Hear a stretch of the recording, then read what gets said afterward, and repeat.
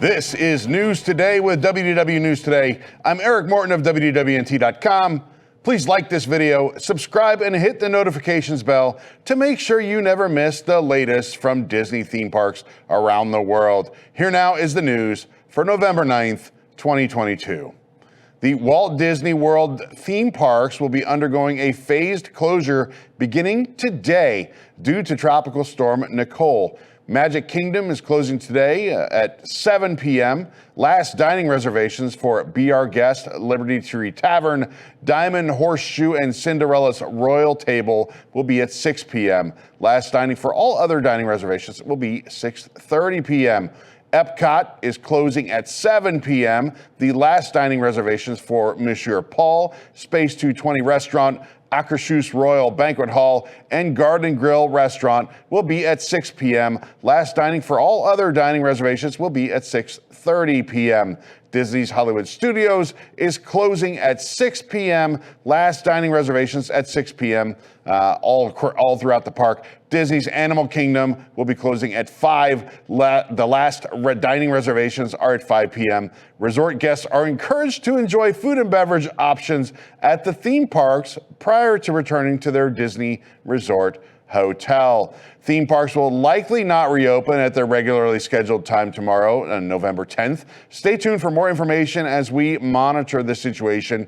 Tropical Storm Nicole is expected to make landfall as a hurricane sometime tomorrow, and a hurricane warning has been issued for several cities on Florida's Atlantic coast. Please check with your local weather source for updated information as well. And of course, the Disney-related information, we will keep you up to date on our website, WDWNT.com, throughout the situation. In addition to the theme parks, several other closures were also announced, including Disney Springs, which will be closing today at 7 p.m. Guests staying at Disney's Fort Wilderness Resort and Campground will be required to depart by 3 p.m. We probably won't even get this episode out by 3 p.m. today, but by 3 p.m. they would ask guests to be done at Fort Wilderness Campground. Guests staying at Treehouse Villas at Disney's Saratoga Springs Resort will be required to depart at 3 p.m. as well. At this time, all other Walt Disney World hotels remain open to guests. Character breakfasts at Disney Resort hotels will not include characters tomorrow morning. Disney is contacting guests with reservations to help them find alternative accommodations.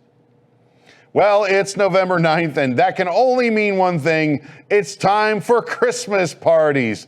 Last night was the opening night of Mickey's Very Merry Christmas Party, and we were there to soak in all the fun, literally, as the night featured a deluge of rain for those bold enough to attend. The night still featured Minnie's Wonderful Christmas Time fireworks, a rainy version of Mickey's Most Merriest Celebration, rainy day cavalcades, and Mickey's Once Upon a Christmas Time parade. We have full videos of all those here on our channel. For updates on the food and more, you can check WDWNT.com. In addition to the party, a number of non-party holiday treats were released yesterday throughout Walt Disney World parks.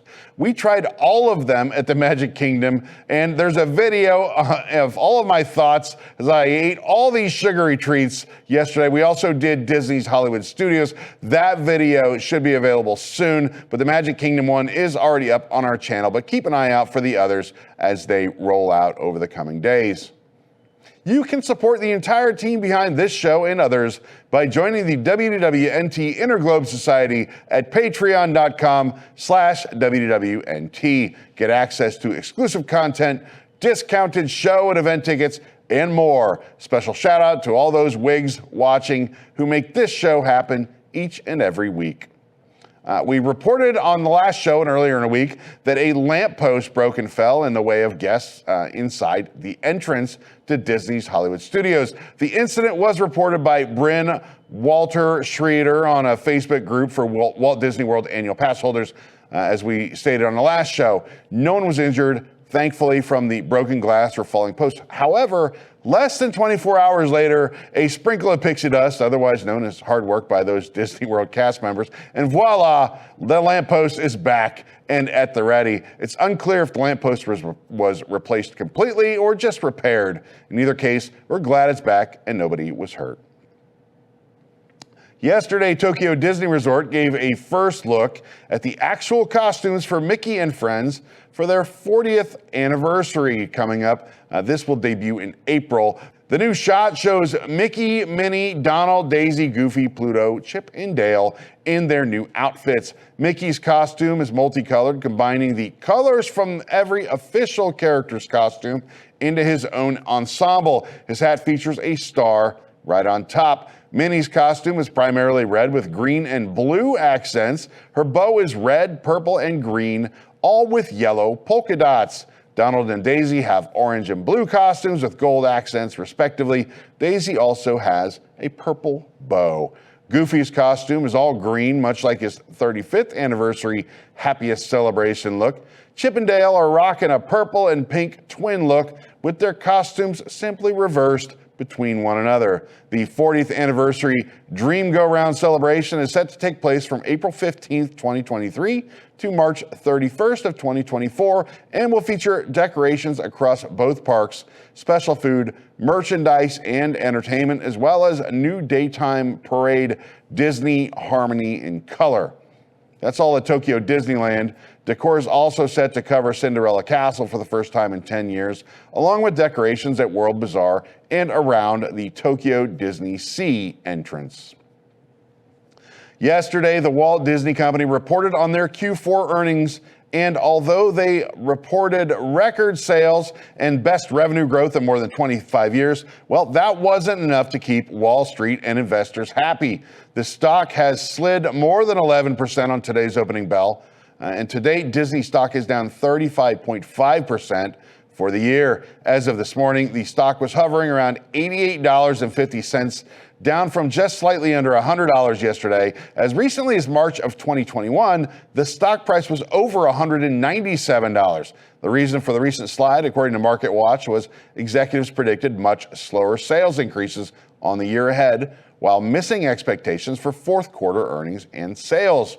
The one positive note in yesterday's call was in their streaming service, Disney Plus. The company reported an additional 12.1 million subscribers, beating an analyst's expectation of 9.4 million for the quarter. The service now has 164.2 million subscribers globally.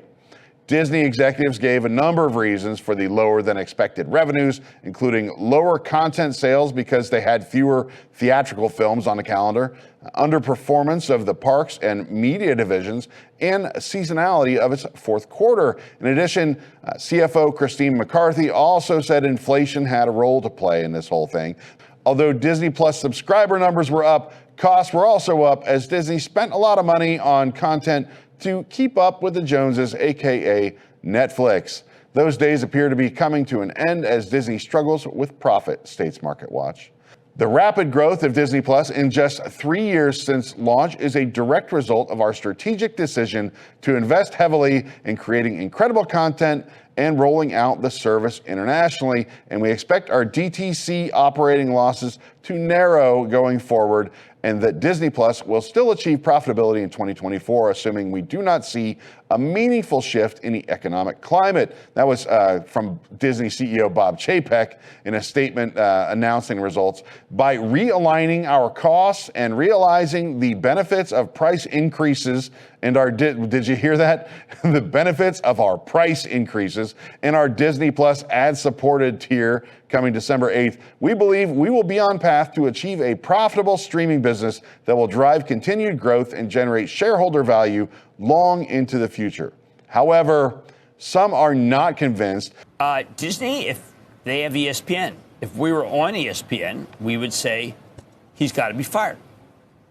That's pretty cut and dry. You're firing Bob Chapek? Is that what you're saying? Absolutely. Absolutely. Absolutely. Because? I felt that he had a couple of years. The team's going downhill. But there is just no doubt that he has to go. I mean, that was just unconscionable. And the quarter itself, the way he handled it, I mean, he made it sound like it was just a 4-star quarter. Delusional. What happened here is that even the stuff that he was good at, the stuff that I know it's a little harder to control theme park, but the losses here, Andrew, were just mind-boggling. I mean, when you're going over the quarter, it's stunning.